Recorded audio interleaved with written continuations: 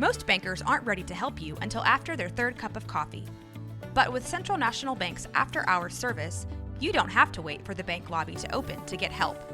You can contact us from 6 to 8:30 in the morning or from 5 to 10 in the evening, and we'll connect you to a real, live, local person who can answer questions and fix problems 7 days a week.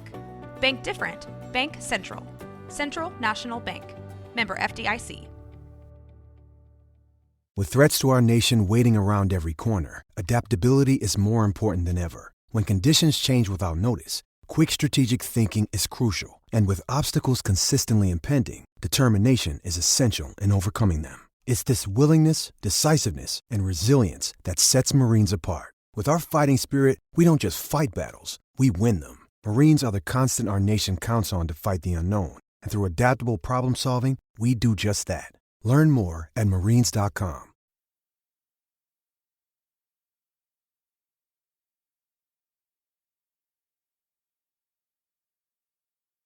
Welcome to the Blazers Edge podcast. I'm Tara, joined by Dan Marang as usual. How you doing, Dan? Doing pretty good, Tara. We got a special guest this week, my friend from the Bod Pod, also a partner of the Almighty Baller Network, James Holas. You find his work at BballBreakdown among various other places. James, good to have you, man. How you doing? I'm going to try to speak in very measured tones this time because it seems like my internet's always buffering when I talk to you. I'm doing very well. Thanks for having me on. Hi, guys. You just got to slow down the energy just I a little bit. am going to modulate and keep my energy low. Wow, I feel like I'm listening to NPR right now. It's the tranked out version of James. We're going to talk about Dame Lillard. I am very excited to talk about Dame Lillard. But before we get started, I listen to a lot of podcasts, as most people know, and I probably don't go 2 days without downloading a podcast that has James Holas on as a guest. And so I love to hear what you have to say, but nobody ever talks about you and who you are. So can we take a couple minutes just to learn a little bit more about you? Sure. I'm a Gemini. I enjoy spaghetti by candlelight. I was born in Trinidad, raised in South Carolina. I'm an old head. I remember back the MJ days, Pippen days, Robin days. I first fell in love with basketball with Scottie Pippen, hence the name Snide dripping on social media. I'm not gonna lie, when the Chicago Bulls broke up, I broke out also. I had to find a new team to latch on to, and I loved Paul Pierce and I loved Antoine Walker. And I love those guys, so I latched on to the Celtics back in the day, and we were pretty bad, but they were fun. So about how long ago was that you started really tracking the Celtics in earnest? We're talking, 98, 99? Because I know Pierce came in, 96 or 97 Pierce came in? Yeah. So, yeah, I latched on to him right around then. Awesome. Well, how long have you been writing about basketball? About 3 or 4 years. It's funny, I started off, they were doing the ESPN Daily Dime Live. So during games, it was just like that chat that was on ESPN. And that's when I first came up with the Snotty Dripping handle. And that's when I first just started talking to a lot of just, guys who blog and write. And that kind of, got my interest flowing. I started my own blog maybe 4 years ago, and it was terrible, but it was just something small and fun. And then I think one of the fan-sided sites reached out to me, and I tried that. It was a disaster. My man, a Hoops Critic, Brian over the Hoops Critic reached out to me, and I wrote for them for about a year or two, and that was really fun because they let you kind of just be creative, do your own thing. And then I've been at B-Ball Breakdown now for 3 years. I really enjoy your writing because it is, like you said, creative. You have a slightly different approach than a lot of people. I find it easy to read, and you break down some pretty complex things into something that that most people can understand without having to have a deep background in analytics and what's VORP and what's all this stuff. Oh no! Listen, Tara. Listen, you don't have to butter me up. You already got me on the show. Okay. You said the magic word for James. VORP? You don't have to. No, you don't have to butter me up. All right. You already got me on the show. All right. I appreciate the kind words, though. No, to me, it's fun.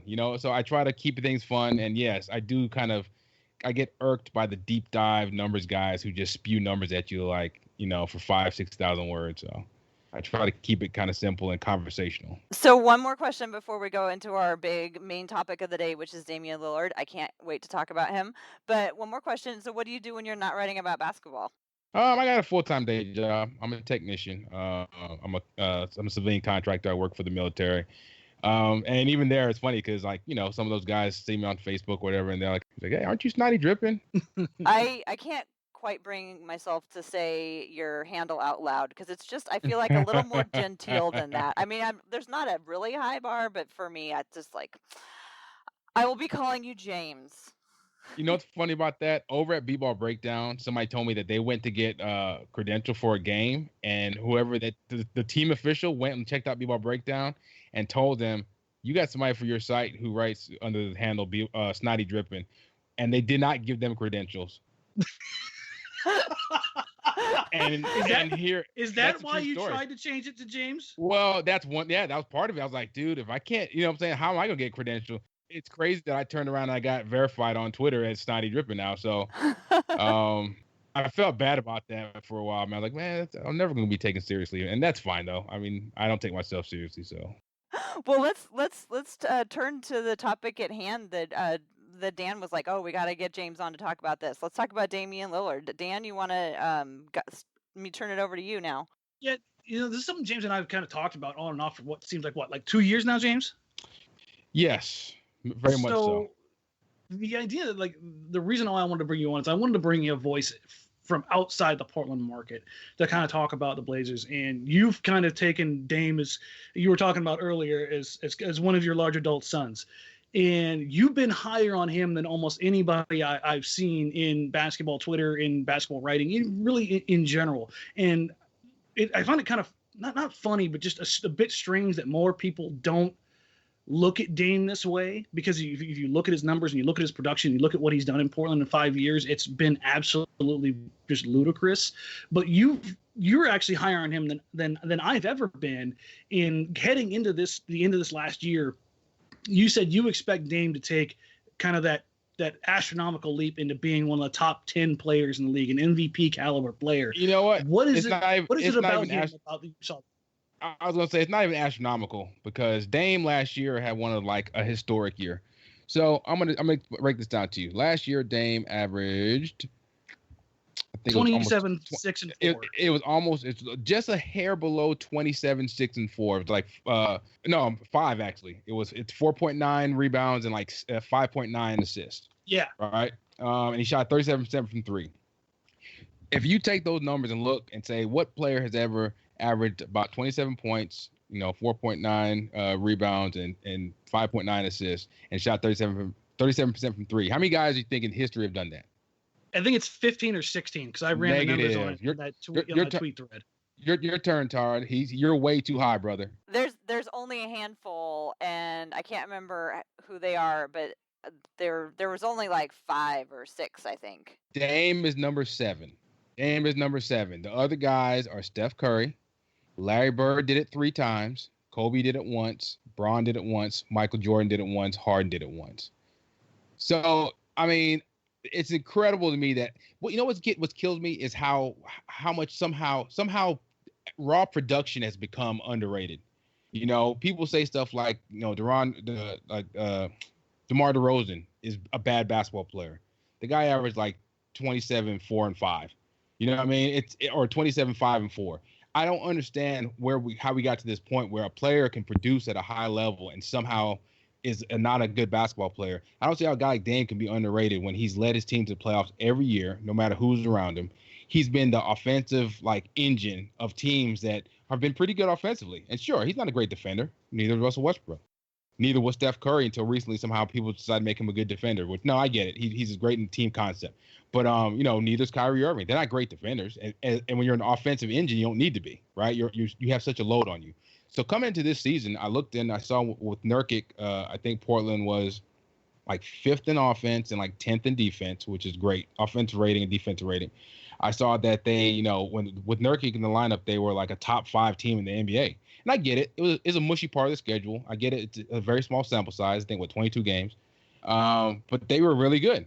So before the free agency and the offseason went nuts, I was really high on Dame and saying they could be like a top 4 or 5 seed. Now things have changed some. I still think Portland's gonna be really good, but they're not gonna be better than maybe now they're gonna be 6th or 7th. Dame has just been absolutely incredible, and players get slotted into tiers based on talking heads on TV, and then after that it's really rigid and it's hard to move. You can't tell me like that Kyrie Irving's better than Dame. You can't tell me that. I've watched both of them play, and one guy operates as the number 1 option for a playoff team. The other guy is, riding LeBron James' coattails, which isn't a bad place to be. So it's frustrating to me. When you're looking at Dame and you're talking about how people look at him, how much do you think of it is Portland and the market and where Portland is geographically and how much time they get on TV, and how much of it is the other guys, the guys that are looked at as the top of the pantheon, Steph, Russell, James, Chris Paul, those guys, the way that they're looked at and how hard it is for Dame to break through into that tier. Well, and team wins too. For sure. It's both. It's definitely both. Because, if Portland was on TV more, I think Dame would be a bigger star. Because, look, we love players who can score the basketball. We love players who can be flashy. And Dame is one of the flashiest and one of the best scorers in the NBA. He's big, he's strong. It's funny because people think he's just a gunner, a shooter. But, he's been one of the last couple of years, he scores off of drives more than almost anybody else in the NBA. He was I think he was a top 3 guy in the NBA last year scoring off drives. He gets to the hole and he finishes. He's improved in that a lot. For sure. Yeah, and that was one of his, quote unquote weaknesses coming in the league, was how well would he be able to finish inside the paint, and his development in that area has been huge considering where he came from. For sure. And he that's the guy has it all. He has the whole package. He's not a post-up guy, and that's fine. You're a point guard. You need to post up, but he can score on all levels. It's incredible. So yeah, it's definitely the market size. I think a lot of people just don't see Portland play. And the second one, like you said, there are better players in front of him. But I think we've seen him go toe to toe with almost all those guys at least once or twice. So it's just amazing to me that he just doesn't really get the respect. And Portland, they did him a disservice. I get it. They went all in on that roster and looked for internal development, and that might not have been the right decision. I'm being diplomatic, and also two things about next season kind of worry me. Sure, the landscape change in the West, right? A lot deeper, a lot more talented. I also think Portland's going to miss Allen Crabbe more than people seem to think. I get it; he was overpaid, but he was a valuable floor spacer. And playing with CJ and Dame, he provided, that's valuable. Somebody who you had to guard him on the perimeter, and he filled it up if you left him open or close. Even if he wasn't open, he could, he hit contested threes. That's a valuable thing to have. If we want to talk about, some of the, I know you hate talking about this stuff, but some of the analytics behind it. Okay. I bashed Crabbe for his inconsistency. It doesn't mean that I don't think he's a productive player.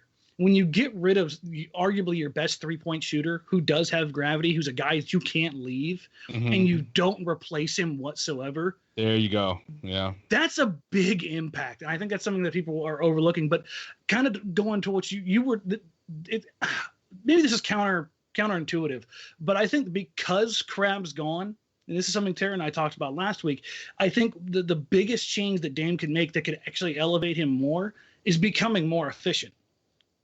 If he becomes more efficient, and I know that's hard to say when he's being covered even tighter now without that coverage, without that floor spacing and that gravity in the corner. But if he becomes a little bit more selective in his shot taking, because Dame does take some dumb shots. But see, hold on. He does make them too.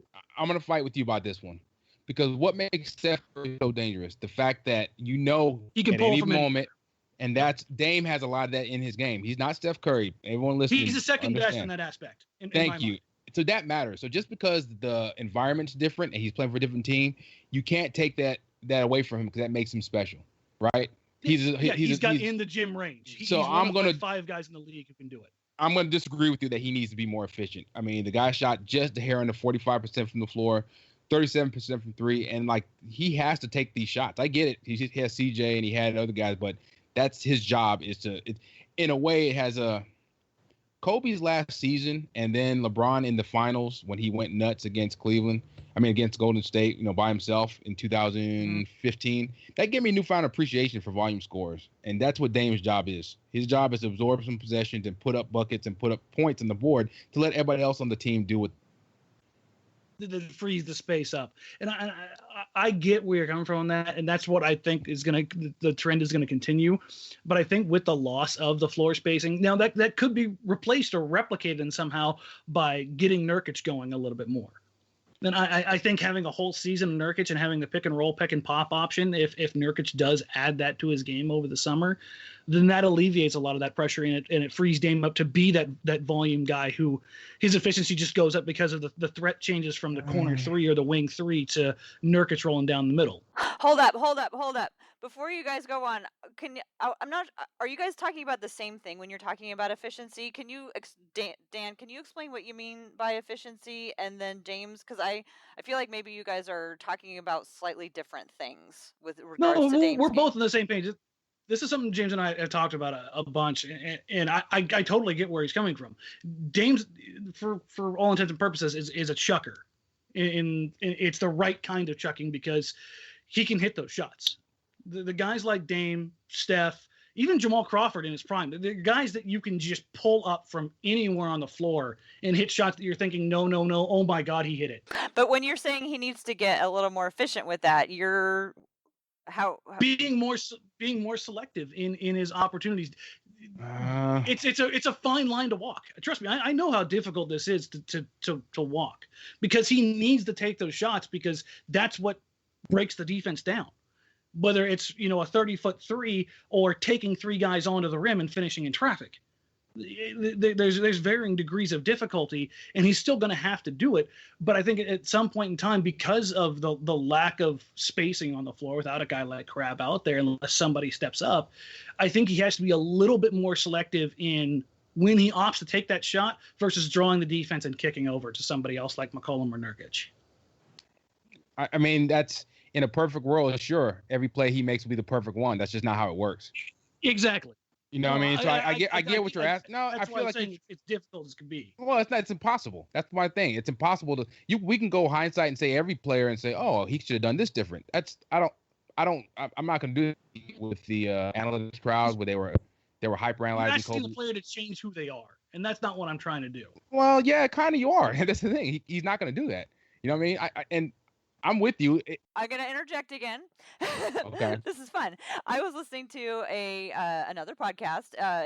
Dame was a guest on. It was BJ Armstrong has a podcast. Oh, really? I think that's what it was. I will, if I'm wrong about that, I will correct it in the show notes because, like I said, I listen to a lot. But it was an interview with Dame talking about the off season, and he was talking about during the playoffs. He watched even more film than he usually did, both on offense and defense. And it sounded to me the way he was discussing it is that he saw some things about his game by watching it that he had never really seen before. And that, and some of those things were his offensive, it was the way he reacted to his defenders. So when people were defending him, what choices did he make? So it kind of sounds like to me like he's thinking about that. Like, I know that I need to think carefully about my shot selections, but it's also true that in the heat of the game, like, you do what your body automatically does, which is like, I'm in line to shoot, I shoot. But it sounds to me like he has been doing some of that careful study to really break it down even more so, which is why I think he has, like you guys were talking about, another gear, because he's got so much that's already come naturally to him, and now he's taking a step back and trying to incorporate what he's experienced into something even better. Like, Dame is only 26. When's he turn 27? It's coming up soon, probably. No, he just turned, his birthday's in July. There you go. He just 6, right? And I think he's been in the league 5 years now. This is going into his 6th year, yeah. 6 years. So he's coming into his prime. And like we saw LeBron at 26, 27 was about fully formed, but he honed his game, right? He sharpened it. He got more efficient. He learned his spots. That comes with a little age. So, and that's what Dame, I guess he will get more efficient. What, you don't think he's going to get better? No. I'm saying that's exactly what I'm talking about. I think that it's not going to be like this huge change. I just think he'll when I say more efficient, I'm not saying he needs to elevate his shooting percentage from 37% to 45% and turn into Kyle Korver from out there. I'm just tired of talking about efficiency. Basketball is just basketball to me, you know. And I get what you're saying. I do. Trust me. I'm all about it. Okay, let's sidebar that part of it. What have I always said about? No. This is perfect, because what have I always said about when we discuss Dame and CJ? Who's the one that I keep every single time? It's Dame. It's Dame. It's always been Dame. And I love CJ, and I love efficiency. I love what he can do, and I love how he creates off the bounce. But I think Dame has, like what you're talking about, that intangible ability to just scare the living bejesus out of a defense every time he has the ball. And I'm sorry, go ahead. No, I mean that's really the crux of it all. I think that there's more to it, obviously, than that, but there's something inherent about Dame as a player and a leader and a floor general and everything else that kind of goes along with it that makes him so great. I just want him to, like I want for any one of these guys, to find that ability to get to make those little tweaks, to make those changes, to elevate their game even more. All right. And see, so I guess we were saying the same thing to Green, because like I think almost all great players, and not just super elite players, really good players, that's what happens with a little more age, right? Like, I can't think of a player who was the exact same at 29 as they were, a good player who was the same at 29 as they were at 26. You know what I mean? They do. They learn. Well, yeah, he's not a good player. Who did you say? J.R. Smith? Yeah. Yeah. I'm talking about like the top 15, 30 guys. Not, yeah. Yeah, no, I get you. Now, here's where I want to go with this as far as Dame goes. What does it take for Dame? I know this is a big hypothetical. What will it take for Dame to do? What does he have to do to get Portland into the playoffs this year? I think Dame has to be himself, man. I think he hit with CJ. So the one thing I do think, I think me and you talked about this some, is that it might have helped them to break up Dame and CJ. As good as they are, it would have been nice to get somebody beside Dame who could play some defense, which we saw CJ in the playoffs actually looked really good defensively. But they're almost like there's too much overlap with those two. You know what I mean? CJ might be, and this is not to break up. Look, I think some people are saying they have to break them up, blah, blah. I don't think so. I just think, like, let's say they traded CJ for like Chris Middleton and some other pieces, right? So now you got Chris Middleton and Dame in the backcourt. To me, that's like, even though it's not really an upgrade, it's a better fit. It's a better synergy. Yes, it's a much better fit, I think. And Dame can just constantly beat himself. But I don't know. Who knows? I'm just talking. I have a question. As somebody who is not immersed in the Portland market, James, I would be interested in how you would describe the differences between Dame and CJ. I mean, we have it like we live it. They're both their similarities and their differences. How do you, as somebody who, drops in on the Trailblazers but doesn't spend so much time, how would you talk about those two? I think Dame is more talented naturally. He knows his spots, and he's an incredible scorer. He's crafty. He's nice with the ball. He's not quite Dame, as far as getting to the hole, but he can hit the floaters. He has great mid-range pull-up game. He can hit the three. So I think, and he's not as athletically gifted as Dame either. So. And Dame is just, I think, a more charismatic leader and just kind of more of a forceful personality than CJ, even though he's like, you gotta tell me if I'm wrong. CJ seems a little bit more bouncy and maybe outgoing, while Dame's a more kind of a quieter kind of leader. But I think Dame is, to me, it's the quick threes, right? The quick pull up three that he's capable of pulling, that gives him that extra oomph. No, I think you're spot on with the analysis. Dame is the unquestioned leader of the team, both I think on the floor and off the floor. CJ is what's funny is you don't find Dame talking much on the floor. That kind of goes with what your the quiet leadership as far as it's about his actions. And guys that I've talked to around the league, it's kind of funny. They all say that CJ is the biggest trash talker on the team. I've heard that too. Like CJ talks more mess than anybody else. Like him and Devin Booker are quickly like moving up the ladder of just absolute top tier trash talkers that don't ever get caught, but they just talk noise all game long. I think it's kind of funny to contrast those two, because from the outside looking in, if I didn't know these two guys, I would think that would be reversed. I would think CJ would be the quiet guy, and I would think Dame would be the guy that just talking noise the entire time. No, I guess it's because I've been tangentially following Portland. That's just kind of how I've always seen him. You know what I mean? I would have figured Dame would be a bigger trash talker because his game is, like I said, he's pretty flashy, and he, the deep threes in people's faces. So that's kind of cool. And I don't know, man. I would have traded Isaiah for him in a heartbeat. Like, I would rather have Dame than Kyrie in Boston in a heartbeat. You just keep your hands out of the Portland area. You do not get to take Damian Lillard. Tim over here at Blazers Edge proposed the question because when we're talking about evaluating the trade, and this is kind of be the segue into something I know it's near and dear to you. But when people talk about comparing point guards last season, that Kyrie, IT, and Dame statistically were all on the same level. I mean, with varying levels of degrees there. I agree. But at the same time, Tim's question was basically, how would you react right now if the same package that was sent to Cleveland was just sent for Dame? He's in a contract for how much longer? I know he just signed his extension like kind of recently. Yeah, he's got 3 more years, I believe, 3 or 4. Oh yeah, so I would like that better for the more years. I think he's better than Kyrie Irving. So. See, from the Portland standpoint, we're all just sitting here for the exact same reason. Because of the years left in the contract, we're saying hell no. So we would get IT and Crowder and Zizic and the pick? Yes. Yep. That seems like I get it because Dame is so beloved there. I can see why somebody would just say no. But just like if you look in it on paper, that seems – I still think it's almost like IT is that good, right? IT is very good, and he's going to have to get paid. So that's I don't mind a little bit of overpay. It's still an overpay, I think, but I would rather that than Kyrie. Can I ask a quick one? Go for it.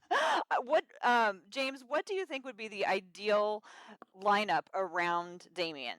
What does that look like? In the whole NBA?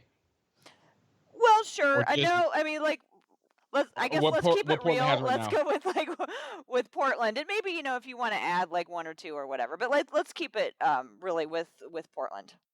I guess the start lineup they got right now. I like Farouk Aminu's intangibles. I think I like the idea of him more than him as an actual player. So I'd have him at power forward.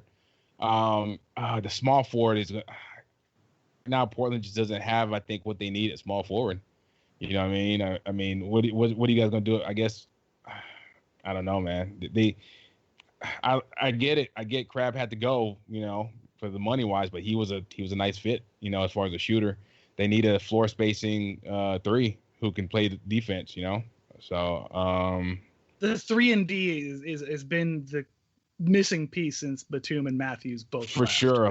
You know what? Batum would be absolutely perfect there. Batum would have been a really nice piece there. Yeah, that's something we've talked about quite a bit. In that, how bad does that trade look? The Batum for Gerald Henderson, Noah Vaughn trade. In hindsight, yeah. I mean, Nick was going to get paid and all that stuff, but I mean, how perfect would Nick fit on this team right now, knowing that he was the no doubt third option? Did he want out? I don't think he wanted out, but I think the message that was sent was he wasn't one of Olshey's guys. So, I mean, if you look at the way the roster is constructed right now, every one of these guys was either brought in by Olshey under the Blazers or was drafted or brought in by Olshey at some other point in time. I mean, Aminu was drafted by Olshey with the Clippers. So he's okay. I get it. Harkless was traded for by Olshey.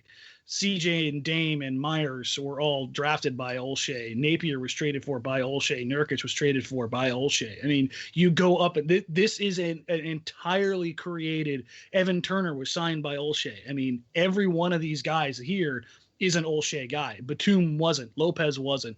Matthews wasn't. None of those guys were Olshey guys. I think Wilson Chandler. I think Wilson Chandler would be a nice fit there.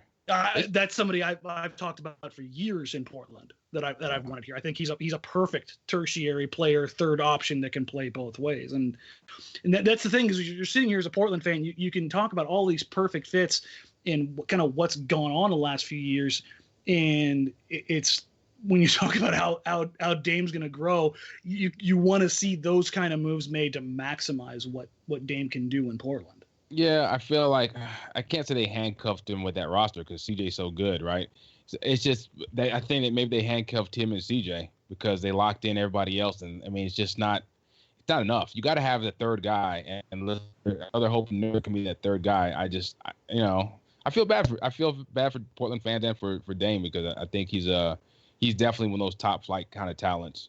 Like you swap a guy like Dame and Steph. Sure, Steph's the better player. But I mean, Dame is like right there. Is Golden State really missing a beat? I mean, people are going to say yeah because whatever. Yes, it's a downgrade. I don't think it's as big a downgrade as people make it out to be. Are they still the perennial favorite? Oh my sure. God, dynastic team? Yeah, I mean, yeah, Steph is arguably, if not inarguably, the best shooter of all time. So replacing that kind of production is certainly difficult, but we're not talking about like an earth-shattering move here for Golden State to quote unquote downgrade. And you know what? So much how we judge players is by their situation and teammates. Because if you put, like I said, if Dame just came, a Klay Thompson and a Draymond and we would see him totally differently. It's just the fact that he was a sidekick with LaMarcus for a little bit, and then he became the face of the franchise. And now that they're just kind of a middling team, no matter how good he is, people try to say, oh, well, he's a second tier kind of star. And that's just, it's just so weird because if you just 60 win seasons. Oh, I broke up again. Oh, there you go. Just a little bit, but it's all right. You guys got the point. You got the point of what I get what you're going with it. I mean, it's actually kind of a nice segue for where we want to go with this. Since you're a Celtics guy through and through, you wrote a piece at B-Ball Breakdown breaking down the trade for Kyrie for the Celtics, and obviously Jae Crowder, Zizic, and the Brooklyn pick going to Cleveland. And your take on it was that Cleveland won the trade. Now we're sitting here kind of with their hands tied, wondering what's going to happen. Is Cleveland going to try to push for more here? Are they going to accept the trade? Well, what's kind of your take on this whole situation as it sits right now? Because I know you put that Cleveland won the trade initially. So like if Boston does give in and give up, let's say they give up one of their picks. I mean, how much more of an overpay are you talking about here? I would lose my PG-13 podcast. PG-13. Okay. I would lose my poop if they gave up another pick. So I think it's already a pretty big overpay. I get it. The hip stuff. So this was what I think. It feels to me like they kind of probably discussed the hip stuff prior to the trade, and that's why the overpay was so egregious in the first place. And so I don't know if Cleveland now is just kind of doing this to put on the show, to kind of like, show the gravity of it and give their fans a good, like, hey, we really put thought into it. I don't know if they're really just angling for more pieces, which kind of pisses me off. But yeah, if they give up, I wouldn't mind like a second rounder or even 2 second rounders, future second rounders. That's fine.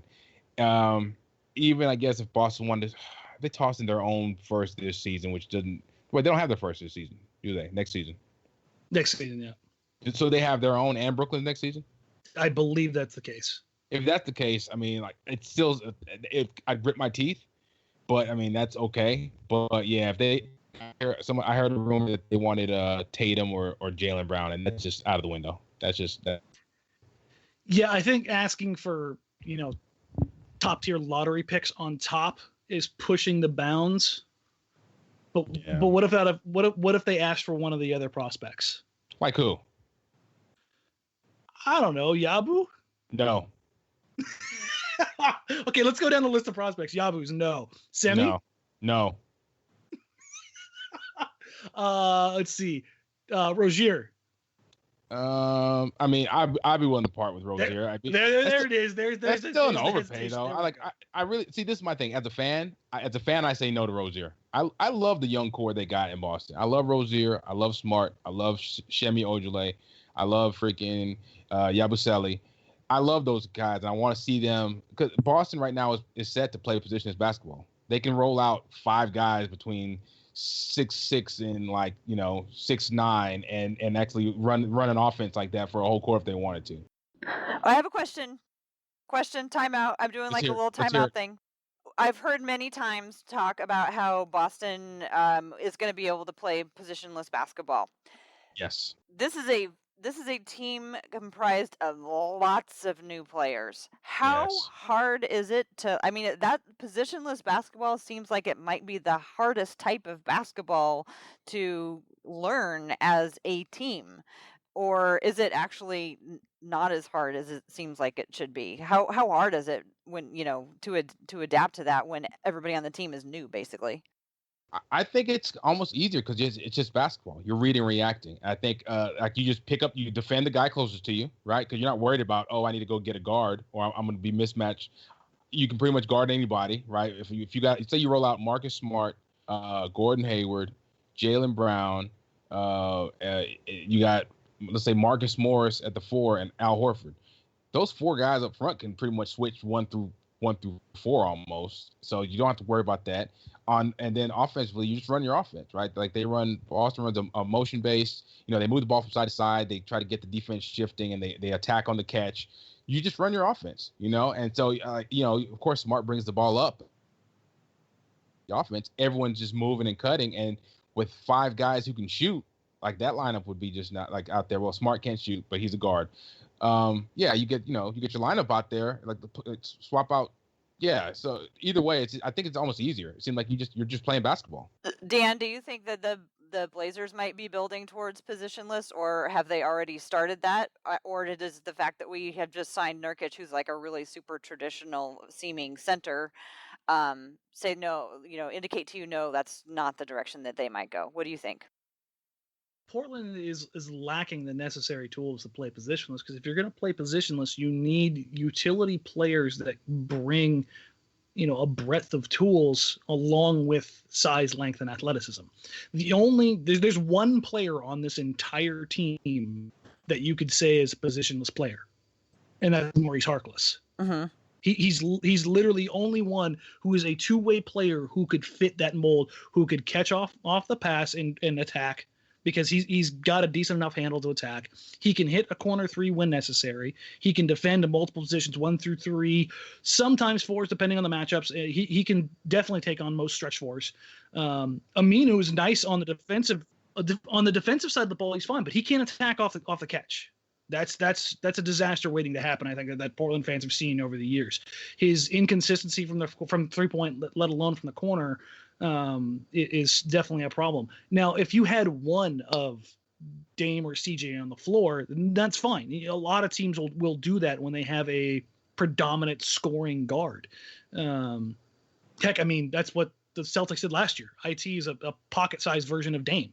Was he a mismatch defensively? Sure, but when you can cover up for it when you've got Jaylen Brown, you've got Marcus Smart, who's the only point guard I've ever seen who can literally guard 1 through 4. Uh-huh.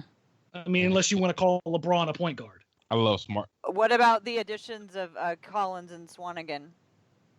Swanigan could possibly play as a second tier positionless kind of 4, because he can step out and hit the shot.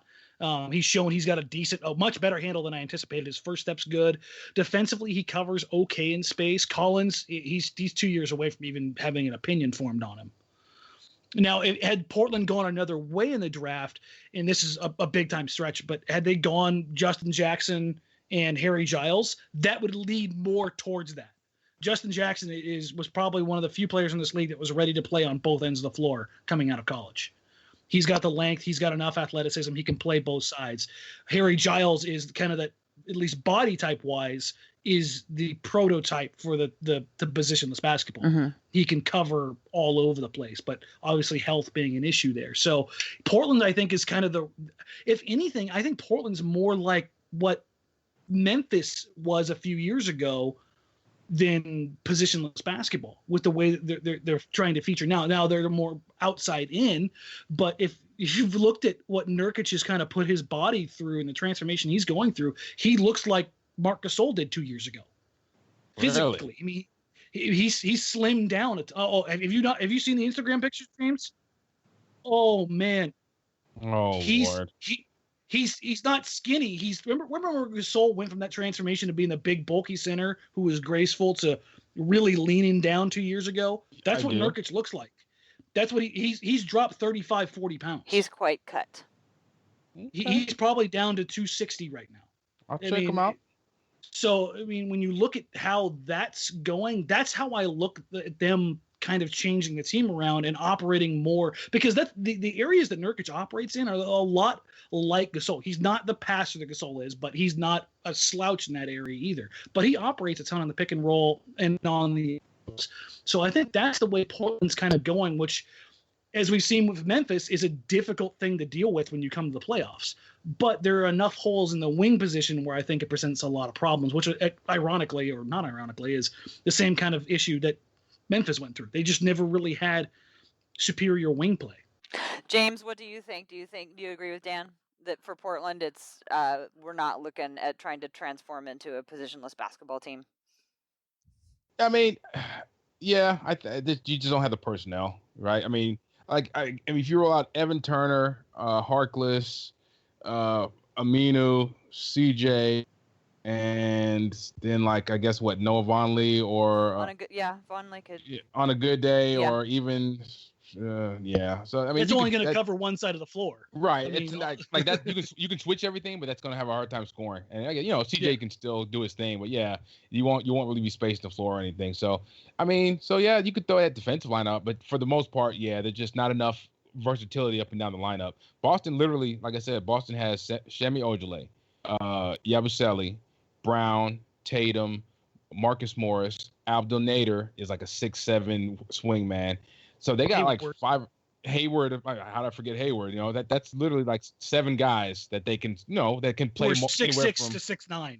Yeah, and they can most of those guys can play from 2. Gordon Hayward can play 2 in a pinch. Oh, and then can't forget Smart, even though he's a point guard. He can, like he said, can guard the 4s, and you can move him around the floor. So you got guys who you can move in multiple positions and not really lose much. So that's where Boston, I think, has a really big advantage this year. It's the second most flexible roster in the league behind the Warriors as far as positions go. I mean, Warriors have more top end talent, but I mean, even so, Boston has more bodies. So definitely the Warriors, they win the flexibility just because they got KD and Draymond and Iggy.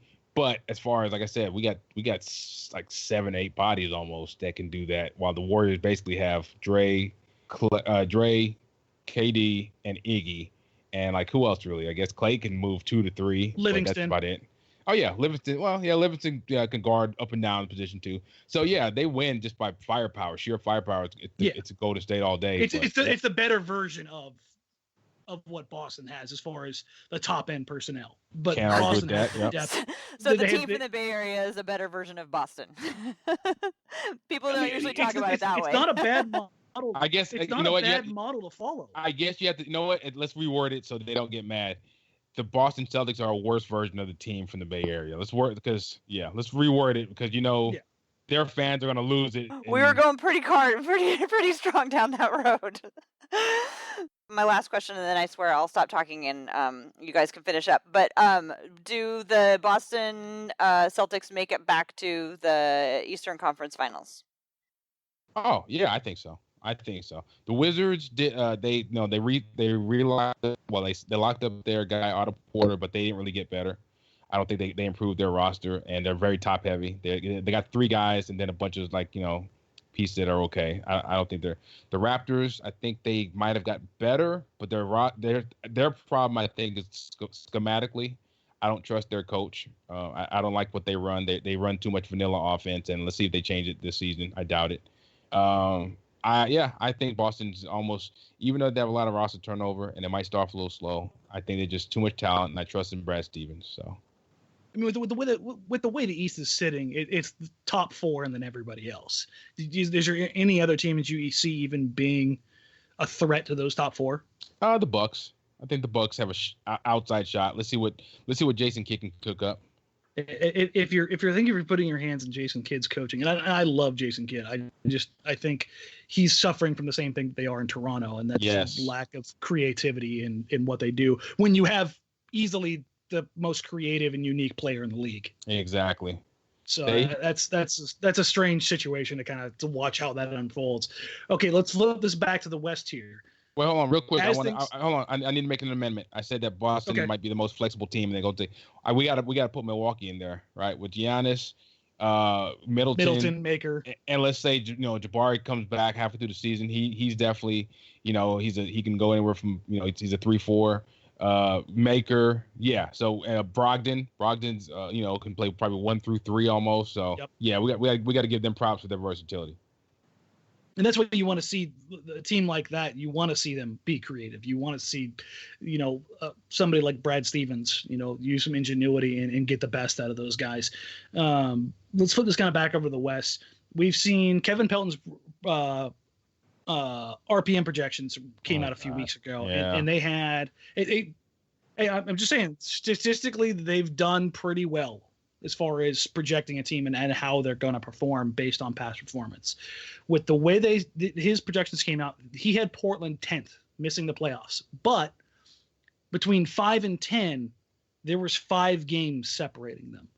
With the way things sit right now, do you think Portland is a playoff team, or are they one of the teams that miss out? So let's start from the top. Of course, Golden State, San Antonio, and Houston, some order 2 or 3, I think. OKC will be 4. I think Minnesota's 5.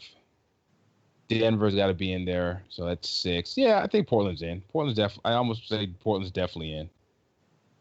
Almost definitely. I have a lot of faith in Portland. I think they could be right there in the 5, 6, 7. It's the thing. It's like after the top 4, I think it's gonna be a dogfight between 5 and 10. Definitely, and because I think Portland. You've got a host of teams in there. You've got Minnesota. You've got Denver. The Clippers lost Chris Paul, but they've still got Blake Griffin, DeAndre Jordan, Gallo. Utah, they have the second best defensive player in the league. Okay, and they've got a deep roster. That's what I want to see. Right, this is going to be.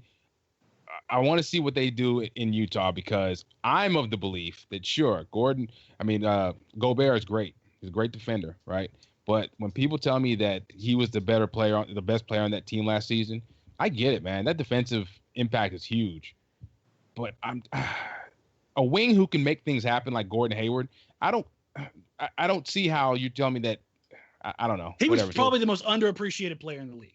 Like what he did. Let's put it this way in a historical context. The numbers that Gordon Hayward put up last year were right on par with like near peak Brandon Roy.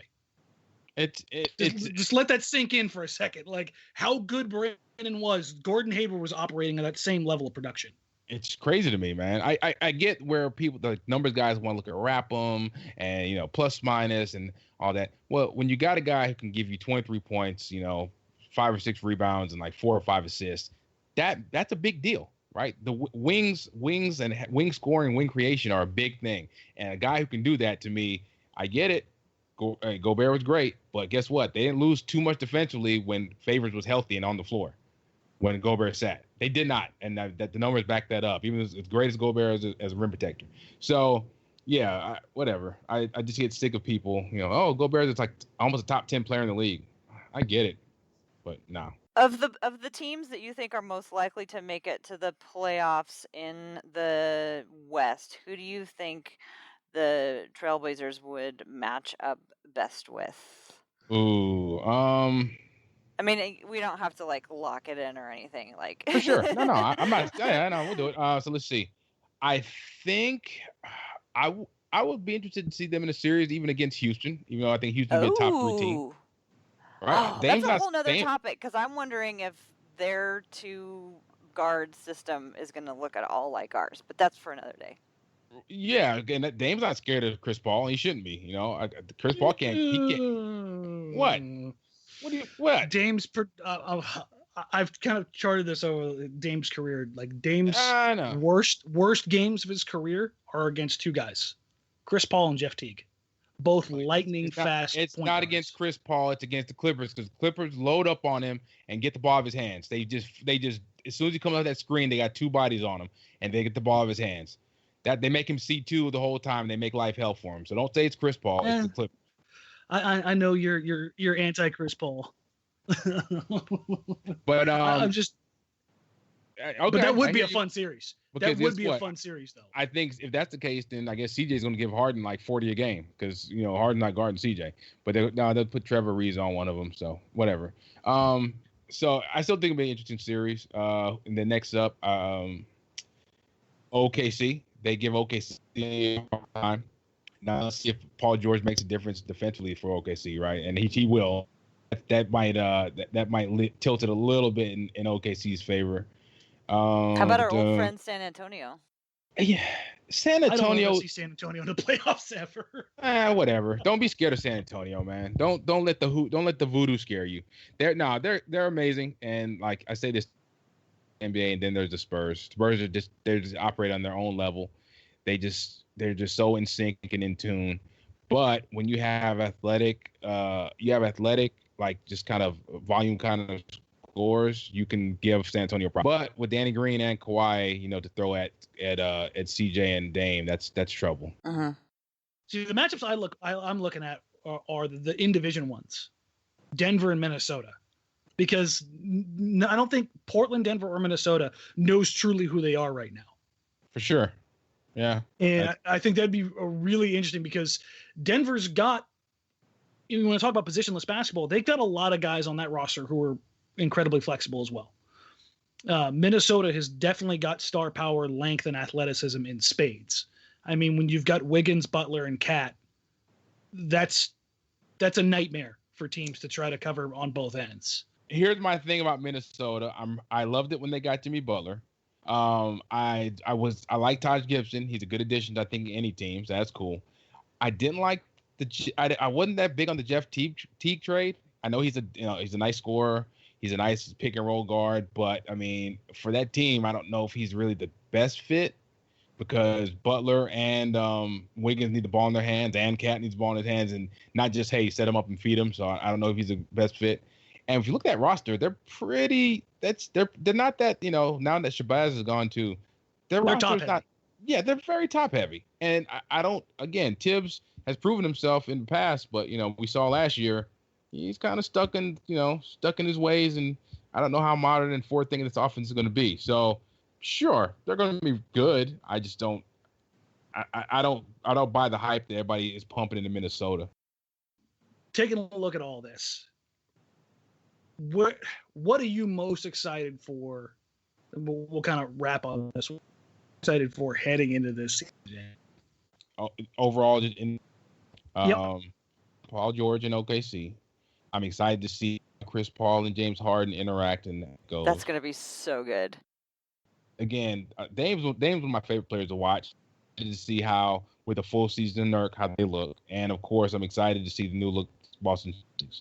I really think that positionless basketball is going to be a lot of fun. And Brad Stevens has a lot of tools to work with, and we're going to see some really interesting stuff out of them. I think Boston's either going to be a disappointment as far as like 45, 46 wins, or they're going to blow everybody away and be like way better than everybody thinks and almost touch 60. I feel like almost there's no middle ground.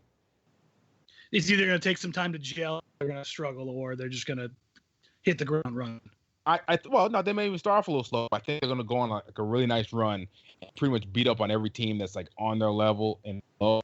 And, of course, there's Golden State, there's San Antonio, whatever. But everyone else, they'll catch a lot of teams slipping because they're deep. They're so deep, I think they're going to, when another team's second unit comes in and, you still got Gordon, Hayward, or Kyrie on the floor, then, that's tough. That's going to be tough to guard. They're going to be hard to guard. Hey, you guys, this has been so great, and I don't want to cut us off, but I think our audio somehow seems to be getting worse, so we should probably go ahead and wrap it up here. Degrading as Skype breaks down. Yeah, oh, no. I don't know what's happening, but we're all kind of cutting out, and I don't want to do the listeners a disservice by, going on too long with this poor connection, but this has been an awesome conversation. James, thank you so much. I hope that you can join us later on in the season, and we can touch base and find out how everything is playing out, because I think you've said some things that are different than what I hear from a lot of analysts, and I'm not buttering you up. I just thought that was a really good time. What do you think, Dan? You want to take us out of here? Yeah, James, go and let everybody know where they can find you, man. You can find me at BballBreakdown.com. You can find me at RealBallInsiders.com, and you can find me and Dan over at the BOD Pod on Almighty Baller Podcast Network.com. Tara, go ahead and let them know where they can find you. Well, I think you guys need to invite me over to the Bod Pod so I can come and find out what is going on over there. You can also find me on Twitter at TCBBiggs, and I write occasionally for Blazers Edge, which everyone should go check out if you aren't already a regular reader. All right, folks, Skype is breaking down here, so you can find me on Twitter at Marang, as always, at Blazers Edge, over at almightyballer.com. And just a quick reminder, blazersedge.com podcast is now a part of the Almighty Baller Network. You can find us there. You can find us on iTunes, and still part of all of your other podcast needs, Stitcher, and everywhere else we've always been. For Tara, for James, I'm Dan. Thanks for joining the blazersedge.com podcast, and we'll catch you next time.